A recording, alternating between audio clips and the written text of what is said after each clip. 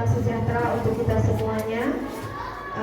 Terima kasih banyak kepada Bapak Ibu Guru yang telah memberikan kesempatan kepada saya dalam kegiatan diseminasi tentang modul 1.4 budaya positif, kegiatan calon guru penggerak angkatan 7 Kabupaten Bintan, Provinsi Kepulauan Riau. Pertama-tama marilah kita panjatkan puji syukur atas kehadirat Allah Subhanahu wa Ta'ala, karena berkat rahmatnya alhamdulillah kita semua masih diberikan kesehatan sehingga dapat melaksanakan aktivitas kita sebagaimana mestinya. Tak lupa salawat beriring salam marilah kita hadiahkan kepada junjungan baginda Nabi besar kita Nabi Muhammad Sallallahu Alaihi Wasallam dengan ucapan Allahumma salli ala Sayyidina Muhammad wa ala ali Sayyidina Muhammad. Mudah-mudahan kita yang selalu bersalawat kepadanya akan mendapatkan syafaatnya di yaumil akhir nanti. Amin, amin ya rabbal alamin. Yang saya hormati Bapak Kepala Sekolah SD Negeri 006 Bintan Utara, yang saya hormati Bapak Ibu Guru SD Negeri 006 Bintan Utara. Sebelumnya saya mengucapkan terima kasih banyak atas partisipasi dan keluangan waktunya untuk dapat hadir dalam kegiatan diseminasi tentang modul 1.4 budaya positif. Alhamdulillah untuk modul 1 kami sudah selesai. Jadi ini adalah aksi nyatanya untuk membiaskan apa yang sudah kami dapatkan di modul 1.4, yaitu tentang budaya positif. Selamat datang Bapak Ibu Guru hebat. Mari belajar bersama, berkolaborasi, saling mendukung demi mewujudkan disiplin positif di sekolah kita tercinta. Baik, adapun tujuan pendidikan menurut Ki Hajar Dewantara adalah menuntun segala kodrat yang ada pada anak-anak agar mereka dapat mencapai keselamatan dan kebahagiaan yang setinggi-tingginya, baik sebagai manusia maupun sebagai anggota masyarakat. Oleh sebab itu, kita sebagai pendidik hanya dapat menuntun tumbuh atau hidupnya kekuatan kodrat yang ada pada anak-anak agar dapat memperbaiki lakunya, bukan dasarnya, hidup dan tumbuhnya kekuatan kodrat anak. Jadi setiap anak itu sudah memiliki minat dan bakat sendiri gitu ya Bapak Ibu ya. Tidak bisa kita paksakan akan menjadi seperti ini, seperti itu. Kita sebagai pendidik hanya bisa menuntun, mengarahkan, membimbing gitu ya. Nah sehingga dia apa? Sehingga dia mampu menumbuhkan kodrat yang ada pada dirinya gitu ya. Nah di konsep utama modul 1.4 budaya positif ini ada 7 materi yang akan kita bahas nanti satu persatu. Yang pertama, perubahan paradigma belajar. Yang kedua, disiplin positif. Yang ketiga, kebutuhan dasar manusia. Yang keempat, motivasi perilaku manusia. Yang kelima, posisi kontrol restitusi. Yang keenam, keyakinan kelas. Dan yang ketujuh adalah segitiga restitusi. Baik Bapak Ibu, kita masuk pada konsep yang pertama tentang pembelajaran dengan paradigma baru ya. Pembelajaran dengan paradigma baru ini dirancang berdasarkan prinsip pembelajaran yang terdiferensiasi. Mungkin Bapak Ibu sudah pernah mendengar kata-kata diferensiasi ini ya. Sehingga setiap murid belajar sesuai dengan kebutuhan dari tahap perkembangannya untuk mewujudkan profil pelajar Pancasila. Ada berapa profil pelajar Pancasila Bapak Ibu? Ada 6. Yang pertama apa? Beriman dan bertakwa kepada Tuhan Yang Maha Esa dan berakhlak mulia. Kemudian yang kedua, berkebinekaan global. Yang ketiga, gotong royong. Yang keempat, mandiri.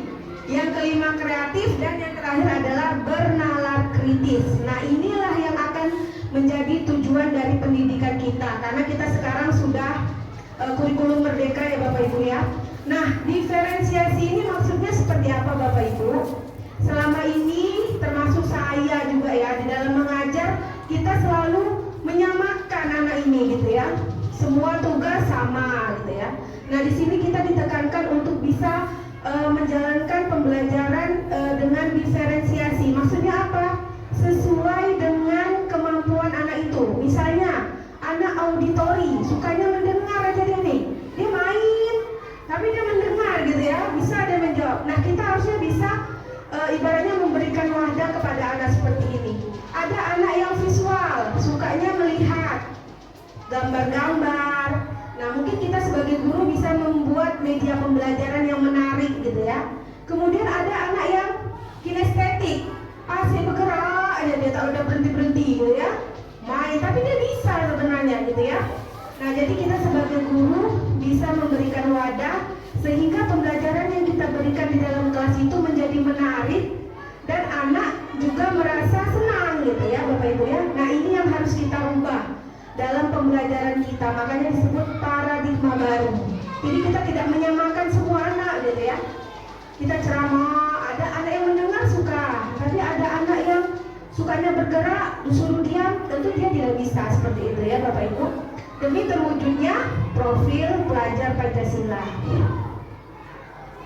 Selanjutnya konsep yang kedua adalah disiplin positif. Tentu kita sudah selalu mendengar kata-kata disiplin. Disiplin, kira-kira disiplin itu apa Bapak Ibu? Ada yang bisa memberikan tanggapan? Disiplin itu apa?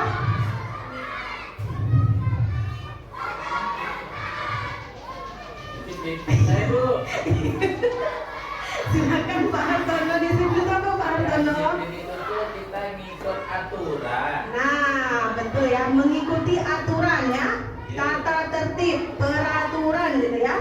Nah, jadi disiplin itu dimaknai sebagai sesuatu yang dilakukan seseorang kepada orang lain untuk mendapatkan kepatuhan gitu ya.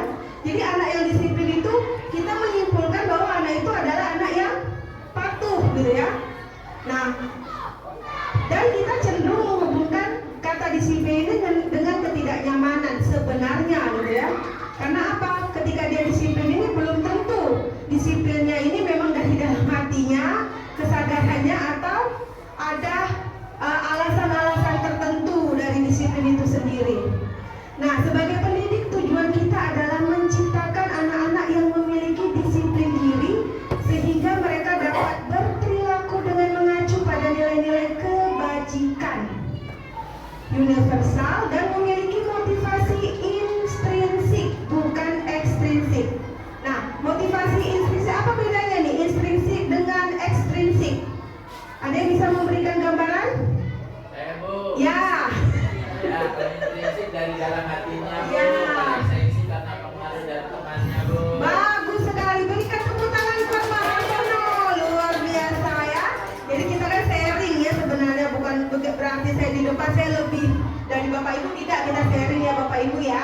Nah, intrinsik itu memang berarti apa? Kesadaran dia untuk mematuhi segala peraturan yang ada itu timbul dari dalam dirinya. Karena apa? Karena dia berperilaku atau mengacu pada nilai-nilai kebajikan universal. Apa sih nilai-nilai kebajikan universal? Seperti apa? Bertanggung jawab gitu ya. Kemudian apalagi menghargai, menghormati, itu merupakan nilai-nilai kebajikan universal. Nah, ekstrinsik itu kebalikannya.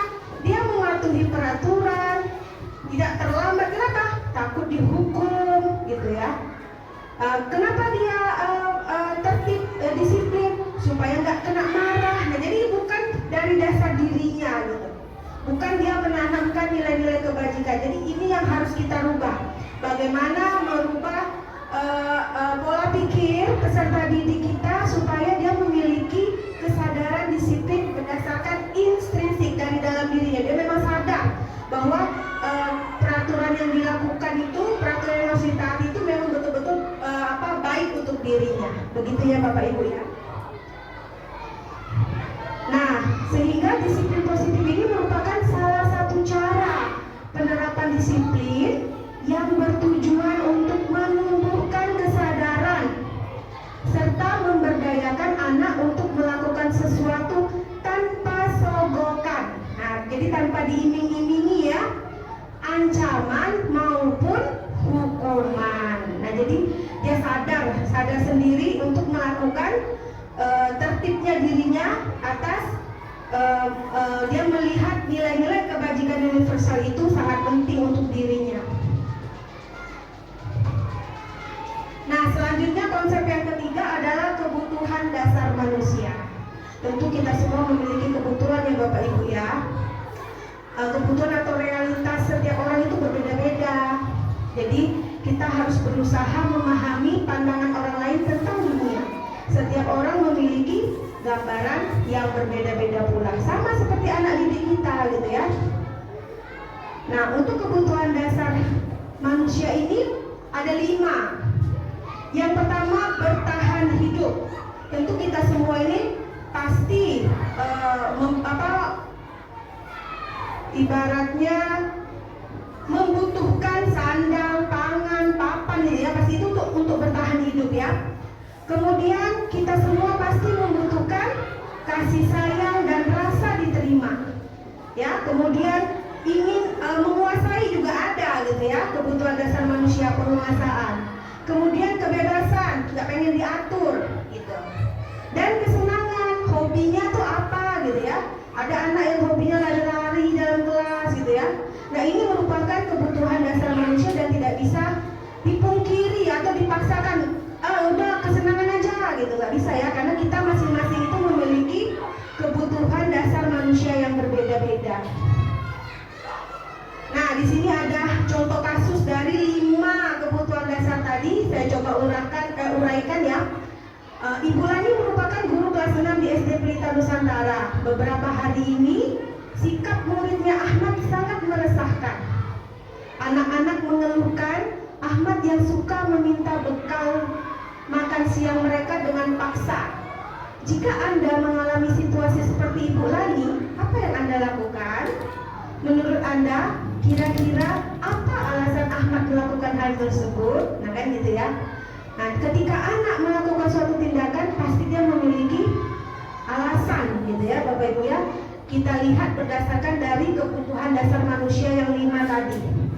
Nah, di sini saya uraikan dalam penerapan disiplin positif. Dalam konteks penerapannya, Ibu Lani sebaiknya mencari tahu alasan Ahmad melakukan tindakan tersebut agar mengetahui kebutuhan dasar yang mana yang berusaha untuk Ahmad penuhi gitu ya, seperti itu. Nah, untuk yang pertama tadi bertahan hidup. Mungkin Ahmad ini lapar karena orang tuanya tidak pernah membawakan sarapan. Iya, bekal. Gak pernah sarapan dari rumah, gak dibawain bekal siang. Apalagi diambil lah bekal makan siang kawannya. Nah, jadi ini berarti dia ingin dipenuhi kebutuhan dasar hidupnya adalah tentang bertahan hidup. Kemudian yang kedua, mungkin si Ahmad ini MPO gitu ya, mencari perhatian karena dia butuh kasih sayang. Mungkin kurang kasih sayang di rumahnya, asik kena marah aja ya kan, sehingga dia melakukan suatu pola yang supaya orang lain memperhatikan dia, sehingga dia mengambil bekal temannya. Jadi itu termasuk di kebutuhan dasar kasih sayang dan rasa diterima. Aku nih ada loh gitu, ya kan? Berarti dia menjadi pusat perhatian gitu ya. Kemudian yang ketiga, penguasaan. Dia ingin merasa hebat gitu kan. Wah, inilah kayaknya di kelas gitu ya. Jadi supaya temannya tuh takut dan menuruti semua keinginannya. Nah, ini juga termasuk kebutuhan dasar manusia. Yang keempat, kebebasan. Mungkin dia bosan dengan bekal yang diberikan orang tuanya, asyik telur aja gitu mungkin ya. Jadi dia ambil bekal temennya yang bervariasi gitu ya, sehingga dia ingin bebas gitu ya, kebebasan pengen yang lain, itulah bosan gitu ya. Dan yang kelima adalah kesenangan, hanya untuk senang-senang aja, jahil. Iya, senang dia kan mengganggu teman, terus temannya tuh kesal, emosinya senang gitu. Ada anak yang seperti itu ya Bapak Ibu ya. Jadi dia untuk memenuhi kesenangan dia melakukan hal-hal seperti itu. Nah, jadi kita sebagai guru, sebagai pendidik ya, ini juga merupakan hal yang baru bagi saya, luar biasa yang saya dapatkan dari guru penggerak. Nah, kita harus tahu kebutuhan dasar anak ini apa sebenarnya yang belum terpenuhi gitu ya. Jadi apa? Ketika kita tahu kebutuhan dasarnya yang belum terpenuhi demi apa, sehingga kita bisa menindaklanjuti anak ini dengan tepat gitu. Sehingga apa nih kira-kira yang harus diinikan gitu kan. Kalau kasih sayang mungkin kita akan memberikan perhatian yang lebih pada Ahmad, sehingga apa, dia tidak melakukan mencari perhatian itu dengan melakukan hal-hal yang bersifat negatif gitu ya Bapak Ibu ya. Selanjutnya, nah konsep selanjutnya adalah motivasi. Ya, kita udah sering mendengar lah ya motivasi perilaku manusia. Ketika dia melakukan ini, apa sih motivasinya gitu ya. Nah, motivasi itu merupakan dorongan yang timbul pada diri seseorang secara sadar. Ada yang sadar, ada yang tidak sadar gitu, spontan, untuk melakukan suatu tindakan dengan tujuan tertentu. Nah, itu merupakan motivasi ya. Nah, ketika kita menjalankan disiplin positif, di situ ada anak-anak motivasinya itu apa? Yang pertama, menghindari ketidaknyamanan dan hukuman. Nah, ini yang harus kita telaah. Ketika murid melakukan disiplin diri, karena sebenarnya dia itu takut dihukum. Nah, ini saya kembali dari penjelasan yang saya sampaikan tadi. Ini merupakan motivasi ekstrinsik dari luar. Jadi dia takut dihukum gitu ya. Kemudian motivasi yang kedua, mendapatkan imbalan atau penghargaan dari orang lain. Murid melakukan disiplin diri karena ingin mendapatkan imbalan, dan ini juga merupakan motivasi ekstrinsik. Dan yang terakhir adalah motivasinya karena dia menghargai nilai-nilai kebajikan diri sendiri. Murid melakukan disiplin diri karena sadar akan nilai kebajikan dirinya, dan ini merupakan motivasi intrinsik. Jadi kira-kira bagus motivasi ekstrinsik atau intrinsik? Intrinsik, baik, karena berasal dari dalam diri anak itu gitu ya. Dan ini akan bersifat jangka panjang Bapak Ibu. Tidak hanya di sekolah, nanti dimanapun dia berada, dia akan tetap menghargai nilai-nilai yang ada pada dirinya gitu ya.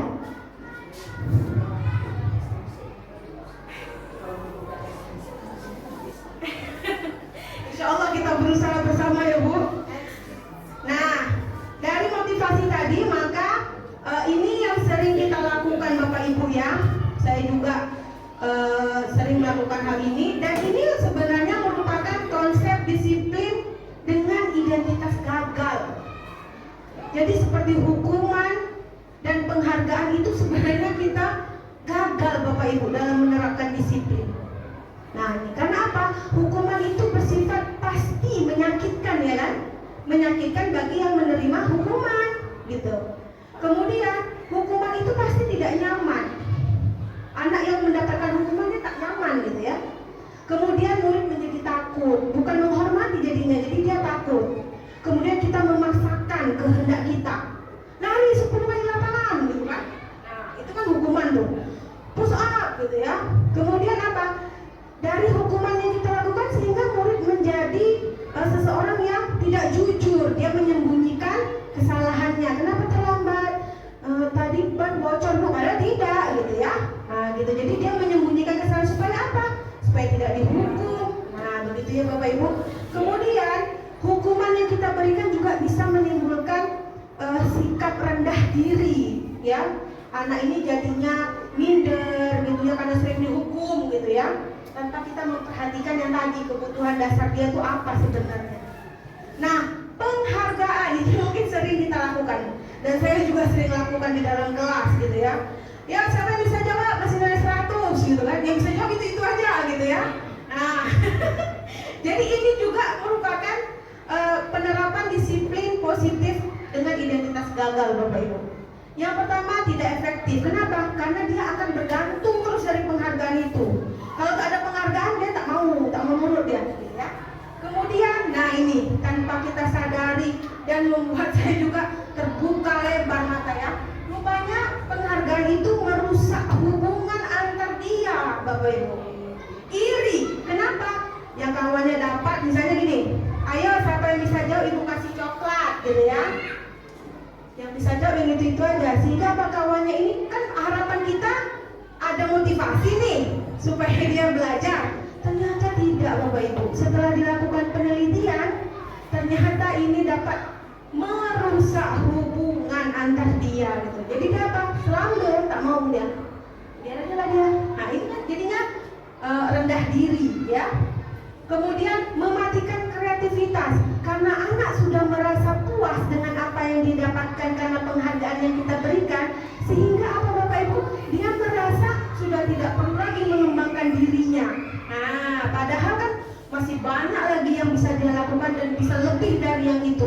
Tapi karena kita selalu memberikan penghargaan, seolah-olah kita memberikan ruang, udah cukup dengan begini aja kamu sudah hebat gitu kan? Padahal tidak, anak-anak itu harus kita salurkan kreativitasnya menjadi lebih banyak lagi, lebih maju lagi ke depan gitu ya. Nah ini menghukum dengan sistem ranking tanpa kita sadari. Pembagian raport dengan memberikan ranking itu merupakan disiplin positif dengan identitas gagal. Makanya di kurikulum Merdeka ini tidak ada lagi ranking Bapak Ibu. Semua anak pintar walaupun tak bisa baca. Semua anak hebat gitu ya. Makanya harus naik kelas gitu ya. Nah jadi ranking itu pasti yang terbaik tetap satu kan Bapak Ibu. Mau 2, mau 3, mau masuk 10 besar. Dia berarti gini, ketika kita memberikan ranking, dia akan tahu posisi dia keberapa di kelas. Dan ini merupakan identitas yang gagal gitu. Dengan ranking itu ya Bapak Ibu ya. Kemudian merampas hak menghargai dirinya. Ketika kita melakukan hal itu, dia tidak mampu, dia tidak mendapatkan penghargaan, sehingga apa? Sehingga apa? Dia menjadi orang yang tidak menghargai dirinya. Nah, saya ini bukan apa-apa lah gitu ya. Nah, tanpa kita sadari Bapak Ibu ya. Nah, ini luar biasa. Ini memang pembelajaran yang tanpa kita sadari itu bagus kita terapkan selama bertahun-tahun, sementara rupanya itu tidak bagus Bapak Ibu, salah identitas gagal dari konsep disiplin positif itu sendiri. Nah, konsep disiplin yang sukses bagaimana? Nah, ini ada dua Bapak Ibu, konsekuensi dan restitusi ya. Konsekuensi ini merupakan penguatan jangka pendek, dia bagus ya. Seperti apa contohnya? Misalnya nih, ada murid kita yang menumpahkan air gitu ya. Nah, yang kita lakukan bukan memberikan hukuman. Konsekuensinya apa? Ketika kamu menumpahkan air, bagaimana? Dibersihkan gitu ya. Nah, itu merupakan konsekuensi. Artinya apa? Dia bertanggung jawab dengan apa yang dia lakukan. Mencoret-coret dinding, apa yang kita lakukan? Bersihkan dindingnya nak. Jadi konsekuensi ini ketika kita memberikan suatu resiko dari yang dia lakukan itu nyambung Bapak Ibu. Beda dengan hukuman tadi. Kalau hukuman tak buat PR, kita suruh apa? Berdiri di depan kelas, kaki satu gitu ya. Nyambung nggak kira-kira? Nggak nyambung ya. Terlambat, suruh keliling lapangan, nyambung nggak dengan pembelajaran kita? Tidak ya. Tapi konsekuensi ini dia nyambung. Itu. Nggak buat PR misalnya. Apa yang kita lakukan? Suruh dia mengerjakan PR-nya di waktu istirahat. Jadi dia tak ada istirahat. Itulah konsekuensi yang dia harus terima gitu ya. Nah, kemudian tapi ini hanya jangka pendek gitu ya. Karena apa? Anak-anak ini tidak bisa mengembangkan apa kira-kira apa yang kita suruh itu yang dikerjakan dia. Kemudian monitoring berkelanjutan. Nah, ketika hal itu terjadi berulang, apakah anak ini melakukan hal yang sama? Ketika menumpahkan air, apakah dia membersihkan? Nah, itu perlu monitoring kalau konsekuensi ya. Kemudian stimulus dan respon yang tadi yang saya sampaikan. Kita memberi stimulus, loh kamu menumpahkan air, jadi kayak mana? Respon anak, ya bu saya bersihkan, saya pel. Nah itu merupakan konsekuensi. Nah, murid menghormati peraturan ya. Jadi udah mulai nih mau timbul dalam diri dia ya. Nah, ini yang masih ini kehilangan waktu untuk merenungi kesalahan. Nah, ketika kita memberikan kita sampaikan, kamu menumpahkan air, kemudian apa yang kamu lakukan? Dipel bu, dibersihkan. Padahal kan tidak hanya itu, mungkin dari diri anak apa yang mau dilakukannya? Wah, saya harusnya minta maaf dulu nih kan gitu ya. Minta maaf dulu sama teman saya, maaf ya saya nggak sengaja menumpahkan air kamu. Lalu dipel. Nah, karena kalau konsekuensi kita tidak itu, kita loncat gitu ya. Loncat dari prosedur itu, langsung suruh kita pel. Nah, di sini siswa kurang merenungi kesalahan yang telah dia lakukan. Nah, yang terbaik dari semuanya adalah dalam menerapkan konsep disiplin dengan identitas sukses adalah restitusi. Nah, ini adalah hal yang baru juga bagi saya yang saya dapatkan di pendidikan calon guru penggerak ini Bapak Ibu ya. Nah, ini restitusi ini sangat luar biasa, di mana murid bertanggung jawab atas perilakunya. Ya, nanti akan saya jabarkan lebih jelas lagi tentang restitusi. Kemudian dia akan fokus pada pemecahan masalah jangka panjang Bapak Ibu. Jadi tidak jangka pendek lagi. Dia akan terus ingat kira-kira ketika dia melakukan ini bagaimana dia harus bersikap seperti apa, bagaimana pemecahan masalahnya, solusinya bagaimana gitu ya. Kemudian murid menghormati dirinya dan orang lain. Kemudian adanya teori kontrol, dia yang memegang kontrol terhadap dirinya. Kemudian murid bersemangat memperbaiki kesalahan. Nah, ini yang lebih luar biasa ya, restitusi akan saya jelaskan pada slide berikutnya. Oke, tadi kan sudah saya sampaikan tentang hukuman dan konsekuensi. Kira-kira Bapak Ibu bisa tak membedakan nih, kita berlatih ya. Nomor 1, jalan jongkok keliling lapangan sekolah 2 kali karena terlambat hadir di sekolah. Kira-kira hukuman atau konsekuensi? Hukuman. Oke, nanti kita cek. Yang kedua, memperbaiki kaca jendela yang pecah karena terkena bola saat bermain. Konsekuensi. Yang ketiga, berdiri di depan kelas selama pelajaran berlangsung karena tidak membuat PR. Hukuman. Dan yang keempat, membersihkan coretan yang dibuatnya di dinding kelas. Konsekuensi. Kita cek Bapak Ibu ya jawabannya ya. Siap? Wah, ternyata betul semua. Tepuk tangan buat kita semuanya. Ternyata langsung ya. Udah paham, alhamdulillah. Nah, jadi letak intinya adalah perbedaannya kalau hukuman itu tidak nyambung dengan apa yang dia lakukan Bapak Ibu ya. Kesalahan yang dia lakukan dengan hukuman yang dia terima itu tak nyambung. Masa terlambat disuruh jongkok keliling, kan nggak nyambung tuh ya. Kemudian hukuman ini juga banyak bersifat fisik ya, berdiri di depan kelas, push up gitu ya. Nah, gitu. Jadi sedangkan konsekuensi ya Pak, ya tidak badan. sedangkan konsekuensi ini lebih mengajarkan kepada pendidikan, lebih mendidik gitu ya, memberikan mereka tanggung jawab. Iya betul Bu Des, lebih bertanggung jawab. Mantap ya, langsung oke semua, jawabannya 100 semua ya. Baik Bapak Ibu, kita masuk ke konsep berikutnya, yaitu tentang pendekatan restitusi ya. Nah, ini adalah sebuah cara menanamkan disiplin positif pada murid. Pengertiannya apa? Restitusi adalah proses menciptakan kondisi bagi murid untuk memperbaiki kesalahan mereka, sehingga mereka bisa kembali pada kelompok mereka dengan karakter yang lebih kuat. Ini menurut Gosen di tahun 2004 ya, penelitinya namanya Gosen ya. Ciri-cirinya apa? Yang pertama, ketika anak melakukan kesalahan itu bukan untuk menebus kesalahan, namun belajar dari kesalahan. Jadi dia mendapatkan pelajaran, mendapatkan ibroh dari kesalahan yang dia lakukan, ada hikmah gitu ya. Kemudian dengan kesalahan yang dia lakukan, dia bisa memperbaiki hubungan, bukan merusak hubungan seperti yang tadi, penghargaan ya, merusak hubungan ya. Kemudian ini merupakan tawaran, bukan paksaan. Seperti hukuman tadi kan memaksa ya. Kemudian menuntun untuk melihat ke dalam diri, dia lebih jauh kepada dirinya gitu ya. Kemudian mencari kebutuhan dasar yang mendasari tindakannya. Apa alasan dia melakukan ini? Kebutuhan dasar apa yang belum terpenuhi begitu ya Bapak Ibu? Kemudian fokus pada karakter, bukan tindakan. Nah, nilai-nilai kebajikan universal seperti apa yang mau kita tanamkan kepada murid-murid kita? Itu fokus kita, bukan tindakannya ya. Kemudian menguatkan dan fokus pada solusi dari kesalahan yang dilakukan. Ini merupakan ciri-ciri restitusi. Nah, ini perbedaannya Bapak Ibu. Contoh kasusnya, murid tidak mengumpulkan tugas tepat waktu. Kalau hukumannya, guru menghukum murid dengan hormat bendera selama 10 menit.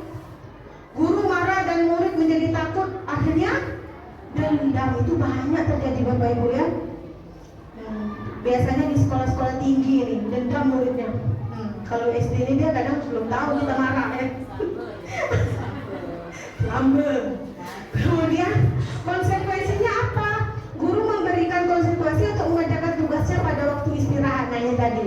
Jadi dia tak ada istirahat. Nah itulah karena apa? Kamu harus bertanggung jawab karena tidak buat PR. Kawannya istirahat, kamu tidak istirahat, kamu kerjakan PR ya.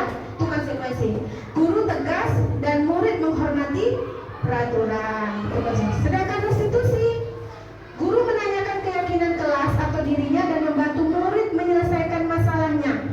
Ini perbedaannya.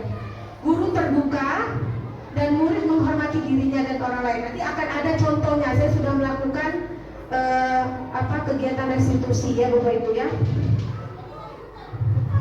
Nah, 5 posisi kontrol restitusi tadi yang saya sebutkan, anak itu bisa memegang kontrolnya ya. Nah, kita sebagai guru posisi kita di mana Bapak Ibu kira-kira saat ini? Apakah penghukum atau pembuat rasa bersalah, atau kita menjadi teman, atau pemantau, atau manajer? Wah, manajer ya Pak Iwan ya. Nah, jadi ini merupakan 5 posisi kontrol restitusi. Mungkin dulu-dulu kita masih penghukum ya. Ini ada contohnya bentar ya. Nah, ini penghukum itu ciri-cirinya seperti ini. Patuhi aturan sekolah, lalu berdiri di lapangan. Nah, kita menjadi penghukum. Itu bapak killer, ibu killer gitu ya. Kalau pembuat rasa bersalah tuh, kita membuat anak tuh menjadi merasa bersalah terhadap kesalahan yang dilakukannya. Berapa kali sudah ibu kasih tahu, ibu kecewa sama kalian. Jadi kita lebih mengiba-iba ke dia. Itu pembuat rasa bersalah. Jadi akhirnya kenapa ya melakukan ini gitu ya. Anak itu menjadi merasa bersalah. Baik nggak kira-kira begitu? Enggak. Kemudian teman, ayolah nak, jangan begitu, buat ibu bangga, lain kali jangan ya. Ini kan contohnya murid mengejek atau membuli temannya ya. Nah kalau teman ini kadang gimana nih? Iya kan, dia menginjak-injak kadang jadinya ya. Nah lebay pula ya, menganggap teman, jadi udah nggak ada lagi saling menghormatinya. Kemudian pemantau, kamu sudah melanggar, apa peraturan dan konsekuensinya gitu ya. Nah, dan yang terakhir adalah manajer. Apakah kamu tahu kesalahanmu? Kira-kira bagaimana kamu akan memperbaiki kesalahan ini? Nah, jadi yang harus kita terapkan, kontrol kita adalah ke pemantau. Manajer Pak. Karena restitusi itu tujuan kita sebagai manajer. Kita hanya mengarahkan, menuntun anak yang mencari solusinya sendiri gitu. Kira-kira kalau belum begini bagaimana nak? Kita menjadi guru yang terbuka gitu ya. Pemantau juga bagus, cuman kita dituntut untuk menjadi manajer. Nah, sebelum ke situ kita harus membuat keyakinan kelas. Keyakinan kelas itu seperti peraturan Bapak Ibu, peraturan sekolah, peraturan kelas ya. Jadi kita bersama anak murid merumuskan kira-kira keyakinan kelas apa yang harus kita terapkan di dalam kelas ketika pembelajaran. Mengapa keyakinan kelas? Mengapa tidak peraturan kelas saja? Nah, mengapa kita memiliki peraturan tentang penggunaan helm pada saat mengendarai kendaraan roda 2 atau motor? Mengapa kita memiliki peraturan tentang penggunaan masker dan mencuci tangan setiap saat? Nah, kan gitu ya. Itu merupakan peraturan atau keyakinan kelas. Yang kita tahu kan peraturan, tapi sebaiknya adalah keyakinan. Kenapa? Kalau keyakinan itu kan dari dalam diri ya Bapak Ibu ya. Nah ini saya sudah membuat kegiatan keyakinan kelas di kelas 6 kemarin sebelum kita libur. Di situ berdiskusi tentang keyakinan kelas. Saya membagikan kertas. Kira-kira apa nak yang harus kita lakukan dalam pembelajaran? Jadi ada yang menulis tidak boleh terlambat, gitu ya. Ada yang menulis tidak boleh berisik, ada yang tidak boleh bermain. Nah kita tulis ide itu, kemudian kita tempel. Dan kita menyepakati, kita ibaratnya kita identifikasi, kita kelompokkan. Jadi kayak tidak boleh terlambat, termasuk pada disiplin waktu. Kemudian mengerjakan PR, mengerjakan tugas tepat waktu, berarti masuk pada bertanggung jawab. Jadi kita ambil nilai-nilai kebajikannya, sehingga disepakati ada 5 keyakinan kelas di kelas 6. Nah, bagaimana merumuskan keyakinan kelas Bapak Ibu? Yang pertama, lebih abstrak dari peraturan. Apa? Jadi kita bukan membuat itu sendiri Bapak Ibu. Kita tawarkan kepada murid-murid, ya. Dia lebih abstrak. Kemudian berupa pernyataan universal. Universal itu kan keseluruhan ya. Jadi murid tahu, kita tahu gitu ya. Kemudian yang ketiga, tak perlu banyak-banyak. Sedikit saja agar mudah diingat. Makanya tadi kita kelompokkan. Yang keempat, sesuai dengan kondisi kelas dan sekolah.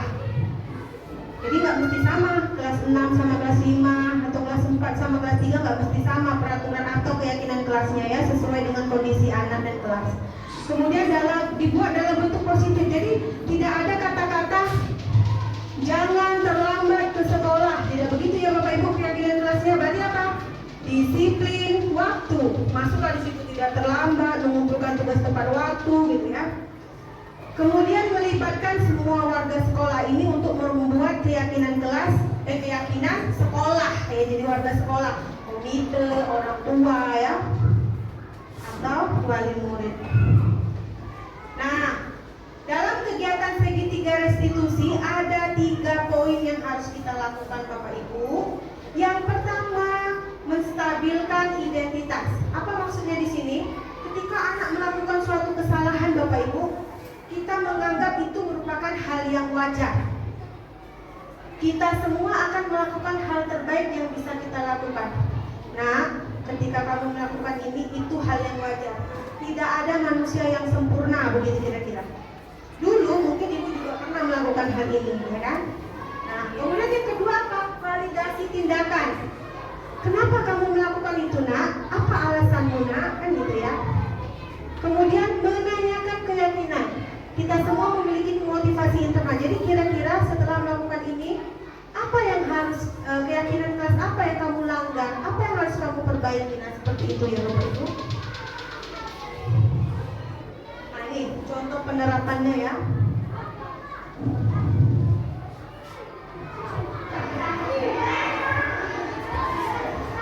Ini anak tidak mengerjakan tugas. Loh, ini kok ada dia nggak ada mengerjakan? Kenapa ya?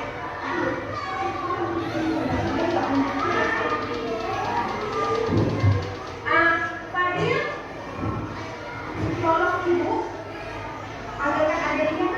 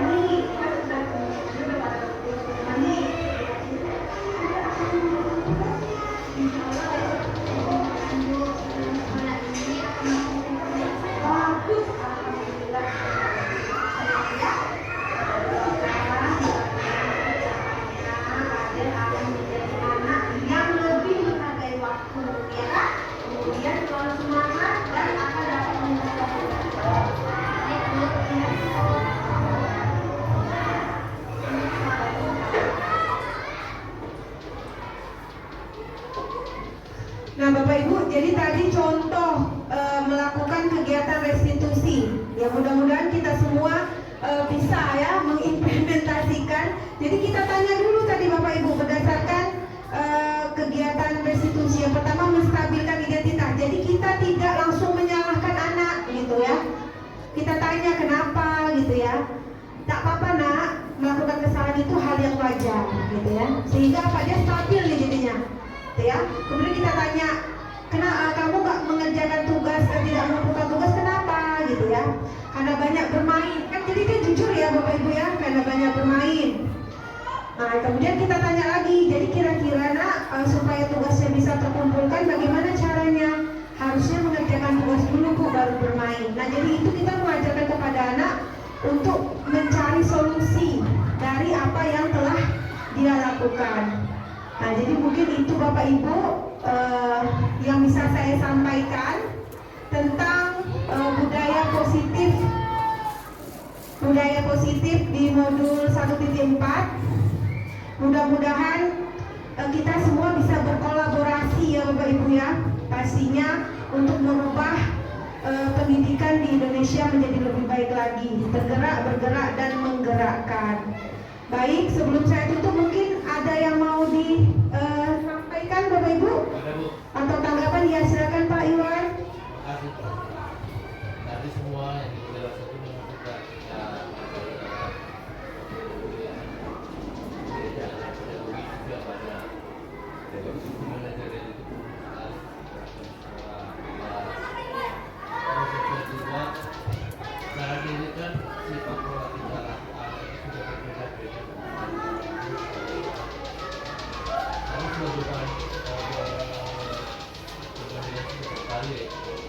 kalau menurut saya sih alasan disiplin yang itu sebenarnya kalau seperti ini, tapi kalau pemikir-pemikir seperti ini sudah melihat yang lain seperti ini, tidak semuanya bisa menerima itu.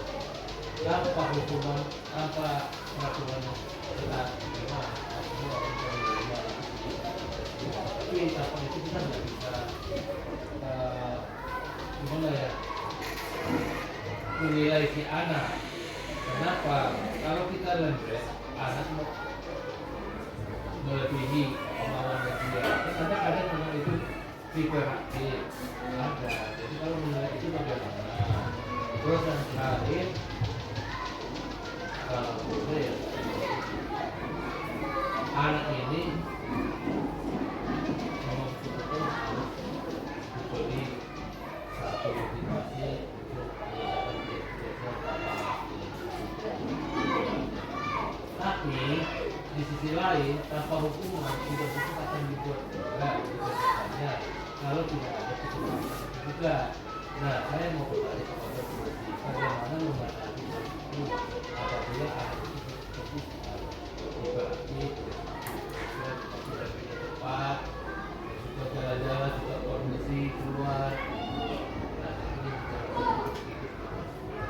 Baik, terima kasih Pak Iwan. Nah memang ini merupakan PR yang besar Bapak Ibu bagi kita semua gitu ya. Dan menurut saya ini memang tidak semudah membalikkan telapak tangan dan tidak instan gitu ya. Karena apa? Memang pemikiran kita kalau tidak dihukum nanti tidak akan mau menuruti gitu ya. Nah yang perlu kita garis bawahi di sini adalah Pak yang tadi Pak, motivasi intrinsik gitu. Jadi yang harus kita lakukan pertama adalah kita memberikan teladan dulu Pak.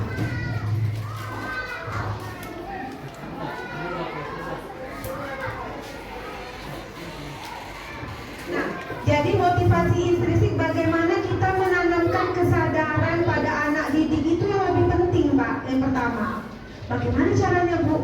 Nah itulah yang harus kita carikan solusi secara bersama. Kalau kita pikirkan sendiri memang susah Bapak Ibu, tak akan bisa gitu. Jadi makanya kita sesama warga ini perlu ada kerjasama dari orang tua. Orang tua juga susah kadang ya Bapak Ibu ya, nggak bisa kita pungkiri. Dan kerjasama antara saya sendiri tak akan bisa Bapak Ibu. Makanya saya perlu menyampaikan ini, saya diseminasikan, saya imbaskan kepada Bapak Ibu supaya kita bersama-sama bisa merubah hal ini gitu ya. Dan tidak membutuhkan, bukan bertahap, dari pelan-pelan. Memang semua hal itu kan harus adanya pembiasaannya Bapak Ibu ya. Nah contohnya dari kita juga teladan gitu ya. Kayak saya juga masih banyak sekali yang harus diperbaiki gitu ya. Tetapi dengan kita tahu tentang ilmu, mempelajari hal-hal yang baru, saya yakin hal itu bisa kita lakukan secara berkolaborasi bersama gitu. Memang ini luar biasa Pak. Nggak bisa kita main ini gitu, ibaratnya teori aja, prakteknya nggak semudah itu gitu ya Pak. Benar sekali gitu. Tetapi saya menghimbau dan mengajak kepada Bapak Ibu guru semua, kita mencoba. Kalau nggak coba, kita nggak tahu gitu ya. Jadi paling tidak kita sudah berusaha. Kalau kata Mbak Haji Maimun, kita tidak akan bisa membuat anak itu menjadi pintar gitu ya, menjadi baik. Kenapa? Karena harus dari dalam dirinya Bapak Ibu. Dia sadar tentang nilai-nilai kebajikan universalnya. Ketika dia sadar, maka dia akan tahu apa yang harus dia lakukan, apa yang harus dia perbuat gitu ya. Nah tugas kita sebagai guru, seperti tujuan dari KHD tadi, Diajar Dewantara, menuntun gitu ya. Tidak memaksakan kehendak kita gitu. Kita menuntut dengan memberikan pembelajaran berdiferensiasi sesuai dengan minat, bakat, dan karakteristik peserta didik kita masing-masing. Kadang kita gini juga Bapak Ibu, tidak bisa juga kita menyalahkan murid. Kita lihat diri kita, apakah ketika kita mengajar sudah baik? Apakah sudah memenuhi semua 5 kebutuhan dasar anak-anak tadi? Atau kita masih menyamakan, ya kan? Menyamakan metode pembelajaran sama aja semua gitu ya. Coba sekali-sekali kita belajar di luar, atau sekali-sekali gimana, dibawa anak di gimana, menggunakan metode-metode yang menyenangkan, belajar sambil bermain. Kalau KHD itu belajar sambil bermain gitu ya. Nah jadi mungkin dengan kita melakukan hal-hal yang seperti itu, anak bisa berubah. Nggak mungkin gitu ya, pasti bisa berubah. Nah itulah tadi Bapak Ibu, saya menghimbau, mengajak. Kalau saya sendiri nggak akan bisa, siapapun itu, makanya kita harus berkolaborasi ya. Mudah-mudahan harapan kita bersama, kita bisa menjadi lebih baik, itu yang paling penting gitu ya. Karena saya yakin kita sebagai guru itu sudah luar biasa Bapak Ibu, dapat menjadikan ladang amal dan amal jariah untuk kita ya. Tidak hanya nanti masih hidup, sampai kita nanti sudah tidak ada, insya Allah murid-murid kita ini bisa menjadi anak yang lebih baik lagi. Itulah harapan kita ya Bapak Ibu ya. Ada lagi Bapak Ibu, mungkin begitu Pak Iwan, menanamkan kesadaran intrinsik tadi Pak, itu yang perlu kita lakukan dulu. Jadi memang ketika melakukan sesuatu tidak perlu marah-marah, tapi ya kadang kita kan manusia biasa ya Pak. Tetapi kalau bisa kita kurangi hal itu. Saya pun pribadi kadang ya emosi gitu ya. Tapi ya itu tadi, ketika kita mendapatkan hal yang baru, kita bisa berubahnya ke arah yang lebih baik lagi. Ada lagi Bapak Ibu? Ya Pak Har, silakan. Terima kasih karena ini merupakan konsep baru, konsep yang memang harus kita secara sama, karena ini merupakan tuntunan untuk kita mengajar lebih baik. Maka saya ini sedikit ngasih masukan atau apa ya namanya itu, masukan lah ya. Masukan itu kalau kita berbicara sama anak, nggak usah dibiasakan salah itu biasa. Maaf ya, anak lari-lari umpamanya gitu, terus tabrak gitu, salah, atau melaksanakan kegiatan upacara, salah, anak bising, itu biasa. Jangan sekali-kali kamu itu. Kalau memang anak individu, tolong diomongin dulu bahwa sebenarnya kurang baik, sehingga dia sadar bahwa itu sebenarnya salah. Tapi jangan suka diomongkan kata-kata anak melaksanakan upacara bendera terus dia melaksanakan salah. Oh kalau salah itu biasa, untuk itu nggak usah salah lagi. Jangan sampai ngomong kata-kata salah itu biasa. Terima kasih. Baik, terima kasih Pak Hartono. Mungkin indeks atau konteks dari kalimatnya saja ya yang berubah. Sama sih, yang penting dia mengandung hal-hal yang positif ya Pak ya, gitu ya. Nah, jadi yang terbaik memang anak itu dipanggil gitu Pak. Seperti yang saya lakukan di restitusi tadi. Yang pertama identitasnya tadi kan, menstabilkan identitas. Nah, kemudian memfasilitasi tindakan dia. Kenapa kamu upacara main-main gitu ya? Kira-kira itu benar nggak? Bagus nggak gitu ya? Sehingga timbul kan, oh iya nggak benar Pak, itu Pak salah. Jadi harusnya bagaimana nak? Harusnya tidak main-main ketika upacara. Nah, di situ kita masukkan nilai-nilai kebajikan universalnya kepada anak. Jadi sehingga apa Bapak Ibu? Insya Allah ketika hal itu yang kita lakukan dia akan ingat loh Bapak Ibu. Sampai kapanpun, oh iya kalau upacara tidak boleh main-main gitu. Dibanding kita memberikan hukuman, ya hukuman mungkin pada saat itu saja dia, tapi ya itu tadi bisa dendam, ya kan? Bisa jangka pendek lah intinya gitu ya. Jadi mungkin terima kasih Pak Artono atas masukannya.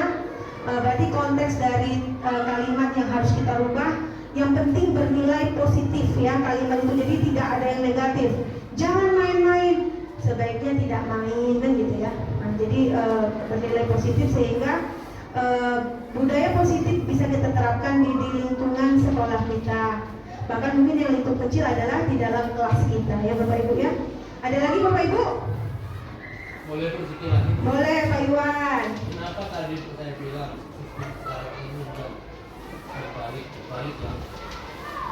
Kalau kita agak keras sedikit pun orang tua sedang terlibat. Tapi kalau kita biarkan hal ini jadi kosong terdepan. Contoh, kita buat disiplin yang kuat. Ya, kuat. Ternyata si orang tua tidak mau membuat suatu fakta yang lain pula. Nah, akhirnya kita mengalah dan membiarkan itu seperti itu. Dan mana letak kesalahan kita itu? Oke, jadi makanya gini Pak, makanya tadi saya bilang dari awal, tidak hanya kita, tapi seluruh warga sekolah untuk menerapkan restitusi ini tadi Pak, penerapan budaya positif yang perlu kita lakukan yang pertama apa? Sosialisasi bersama seluruh warga sekolah gitu. Jadi harus ada kerjasama dari orang tua wali murid gitu Pak. Tidak hanya kita guru aja yang tahu gitu. Untuk berikutnya nanti kita ada sosialisasi gitu ya. Misalnya Bapak Ibu, kita rumuskan keyakinan sekolah kita bersama wali murid gitu. Apa kira-kira peraturan sekolah kita yang lebih dipahami mereka lah ya. Peraturan sekolah kita yang harus ditaati oleh seluruh peserta, misalnya seluruh murid. Ada wali murid yang ngomong tidak boleh terlambat, harus mengerjakan tugas gitu ya. Nah itulah yang kita kumpulkan Pak. Nah jadi kalau orang tua sudah tahu peraturan apa yang akan diterapkan di sekolah, maka dia akan begitu. Jadi tidak salah kita lagi Pak. Jadi ketika terjadi sesuatu pada anaknya terlambat, dia menerima konsekuensi gitu. Nah jadi makanya saya bilang tadi kita harus merangkul bersama, tidak bisa sendiri, tidak bisa guru saja dan murid gitu ya. Makanya tadi di situ ada bahasa warga, seluruh warga sekolah. Warga sekolah siapa saja? Termasuk dari situ orang tua wali murid, masyarakat misalnya atau tokoh-tokoh masyarakat ya yang di sekeliling sekolah kita sebagai guru, murid, ya seluruh lah ya karyawan, staf, TU. Ya semuanya kabak ya semuanya memiliki hak yang sama untuk merumuskan keyakinan sekolah kita. Mungkin gitu Pak Iwan. Jadi kalau sudah tahu semua, kita enak menerapkannya. Ketika terjadi permasalahan, orang tua juga sudah tahu gitu kan. Ya, jadi tidak salah guru. Insya Allah Pak, pelan-pelan. Karena ini juga hal yang baru, pastinya harus pelan-pelan. Yang paling penting adalah menanamkan kesadaran pada anak didik. Baik, sudah cukup Bapak Ibu? Tidak ada lagi tanggapan? Oke, Alhamdulillah telah selesai kegiatan diseminasi kita. Saya ucapkan terima kasih banyak Bapak Ibu. Mudah-mudahan apa yang Bapak Ibu lakukan pada hari ini bernilai ibadah dan dibalas berlipat ganda oleh Allah Subhanahu wa Ta'ala. Terima kasih, saya butuhkan motivasi, dukungan dan doa dari Bapak Ibu semua. Mudah-mudahan pendidikan calon guru penggerak angkatan 7 ini dapat diselesaikan dengan baik sampai tuntas ya Bapak Ibu ya. Terima kasih. Saya akhiri. Assalamualaikum warahmatullahi wabarakatuh. Waalaikumsalam.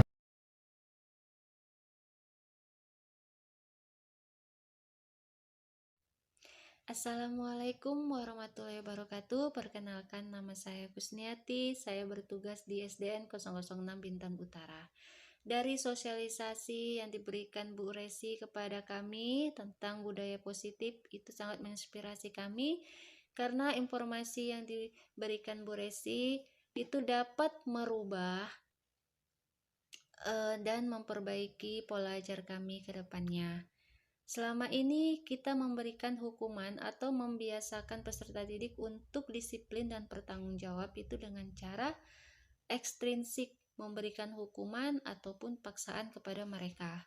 Harapan saya, semoga dengan adanya informasi ini kita dapat merubah pola pikir kita dan memperbaiki pola ajar kita agar membiasakan anak itu melakukan disiplin dan tanggung jawab itu berdasarkan kemauan mereka sendiri dari dalam hati mereka sendiri, dan memberikan hukuman ataupun motivasi itu yang berguna kepada mereka sehingga mereka memiliki tanggung jawab dan disiplin itu dari dalam hati mereka, bukan karena paksaan ataupun hukuman dari guru.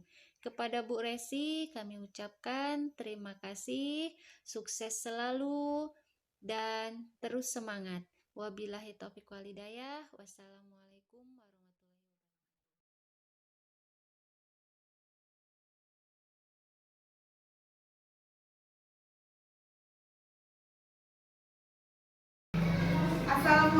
warahmatullahi wabarakatuh. Assalamualaikum warahmatullahi wabarakatuh. Apa kabar anak-anak ibu semuanya? Baik. Sehat semua ya? Alhamdulillah. Baik anak-anak ibu, seperti yang ibu sampaikan kemarin, hari ini kita akan membuat yang namanya keyakinan kelas, ya, keyakinan kelas atau kesepakatan kelas. Apa itu keyakinan kelas? Ada yang udah tahu belum? Ada yang tahu belum? Nah, dia sama seperti peraturan kelas, tetapi keyakinan kelas ini berisi tentang budaya-budaya positif ya, yang akan kalian jadikan pembiasaan baik di kelas maupun di lingkungan sekolah. Jadi hari ini kita akan membuat suatu keyakinan kelas. Tujuannya apa? Supaya pembelajaran kita dapat berjalan dengan lancar, dengan nyaman, semuanya merasa senang, ya kan? Sehingga apa? Tujuan dari pendidikan kita tercapai. Kalian memiliki perilaku-perilaku sesuai dengan profil pelajar Pancasila. Baik anak-anak ibu. Sekarang ibu akan bagikan satu orang satu kertas. Kalian tuliskan masing-masing ide satu. Kira-kira kesepakatan atau keyakinan kelas apa yang kalian inginkan di dalam kelas, ya nak ya? Oke? Oke. Ya.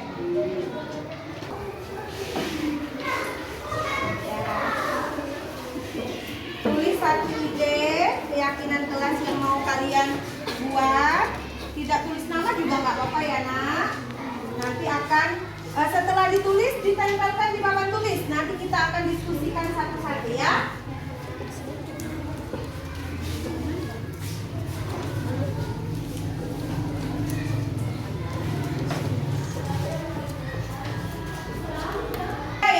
Bagikan kertasnya, silakan ditulis. Menurut kamu apa kira-kira? Saya maunya begini gitu ya, supaya kamu belajarnya nyaman, aman, senang ya. Oke? Silakan ditulis. Nanti kalau sudah selesai ditulis, ditempelkan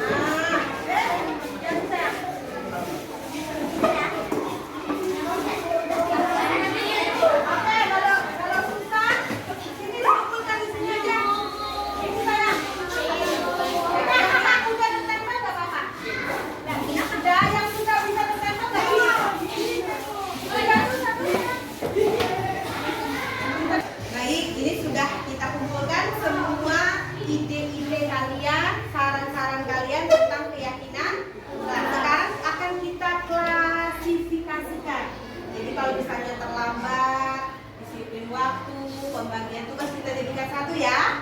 Oke? Oke. Tidak boleh mengejek teman, bertanggung jawab dan jujur. Oke, ini kita taruh dulu di sini ya. Tidak boleh mengejek, sama nggak dengan yang tadi? Sama. Berarti ini kelompoknya. Jujur. Nah, kita pindahkan lagi ke sini. Kelompok dua. Baik anak-anak ibu, ini kita sudah klasifikasikan ya ide-ide kalian menjadi kelompok-kelompok ya. Di sini kita ada 5, 1, 2, 3, 4, 5. Ya, ada 5 klasifikasi. Yang pertama, tindakan kejujuran. Nah, berarti ada teman dari kalian ini yang mau semuanya kita bisa bersikap jujur. Berarti keyakinan kelas kita yang pertama apa?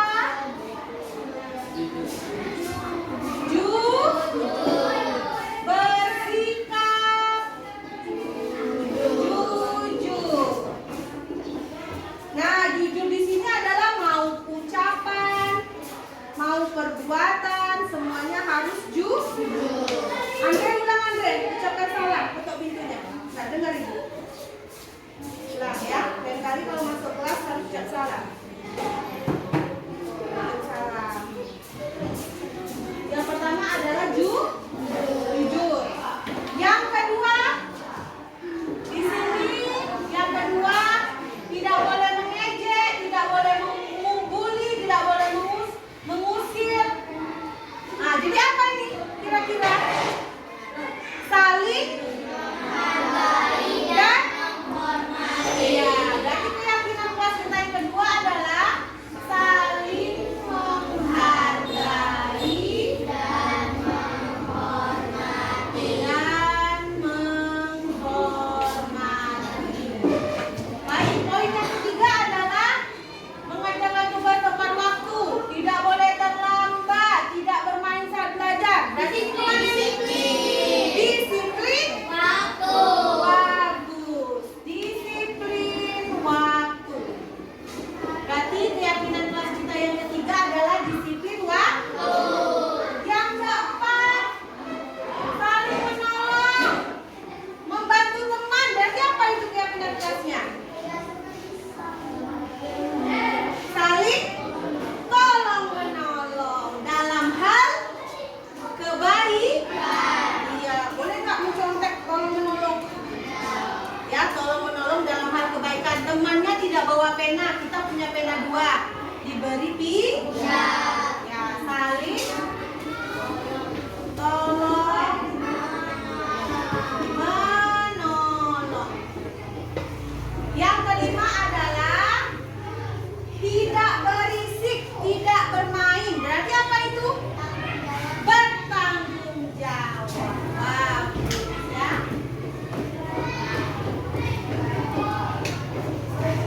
Nah, kita sudah dapat keyakinan kelas kita 5.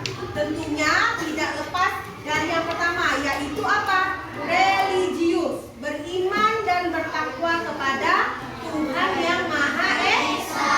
Keyakinan kelas kita yang pertama apa? Bersikap jujur. Yang kedua, saling menghargai dan menghormati. Yang ketiga, disiplin waktu. Yang keempat, saling tolong menolong. Yang kelima, bertanggung jawab. Ya, tepuk tangan untuk kita semuanya. Alhamdulillah ya, keyakinan kelas kita sudah kita rumuskan, sudah kita sepakati bersama. Ibu harapkan keyakinan kelas ini terpatri di dalam hati kalian supaya kalian tidak melakukan kesalahan. Bisa? Semangat? Baik. Nanti insya Allah akan kita baguskan ya. Kita buat nanti di karton dan akan kita tempel di kelas kita. Terima kasih anak-anak ibu. Alhamdulillah sudah selesai dalam pembuatan kesepakatan atau keyakinan kelas kita. Ibu harapkan mudah-mudahan anak-anak ibu semua menjadi anak-anak yang soleh. Nah, itu ya. Cerdas,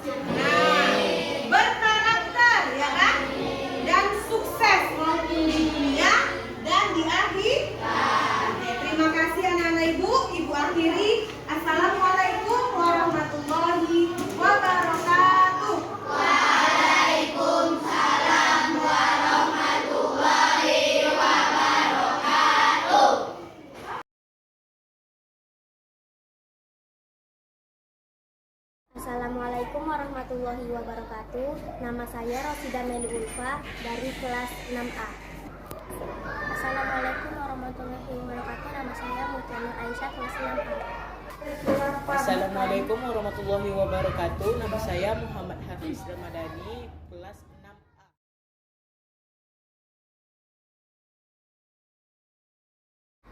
Senang sekali.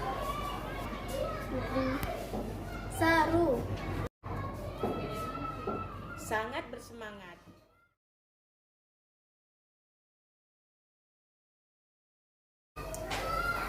Penting. Ya, sangat penting. Sangat penting.